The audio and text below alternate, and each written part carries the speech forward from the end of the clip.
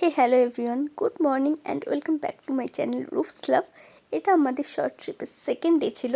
সকাল সকাল আমি ঘুম থেকে উঠে দেখি পাহাড়ের ওপরে ঠিক এরকম মেঘ জমেছে, তাই চটপট রেডি হয়ে নিয়েছিলাম আর বেরিয়ে পড়েছিলাম। সেদিনকে শানুর শরীরটা একটু খারাপ ছিল, তাই প্রথমেই আমরা চলে এসেছিলাম একটু গরম গরম চা খেতে। তারপরে আমরা অটো নিয়ে বেরিয়ে পড়েছিলাম পঞ্চলিঙ্গেশ্বর টেম্পলের উদ্দেশ্যে। আর অটোতে ছিলাম আমি, মা, মামি, শানু, মামা অ্যান্ড পিউ।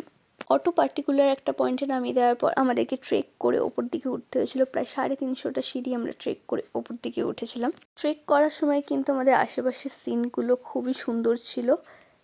রাস্তার মাঝে আমরা একটা সুন্দর ঝর্ণাও পেয়েছিলাম, আর এখানে অনেক ফটো সেশন করেছি আমরা।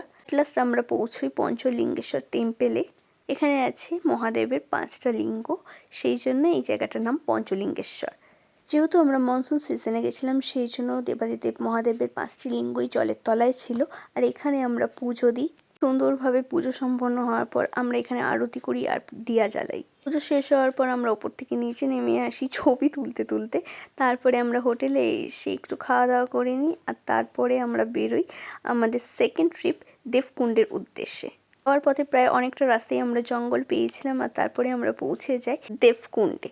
আর এখানে আসার পর আমরা কিছুক্ষণ ওয়েট করি, কারণ আমাদের সাফারি জিপ আসে, আর তারপরে আমরা যাই এই ঝর্ণা, জঙ্গল, পাহাড় পেরিয়ে উপরের দিকে।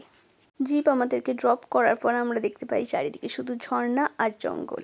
ঝর্ণা আর জঙ্গল পেরিয়ে আমরা হাঁটতে থাকি আমাদের ডেস্টিনেশনের উদ্দেশ্যে। শেষে আমরা এসে পৌঁছি এই ভিউ পয়েন্টটাতে।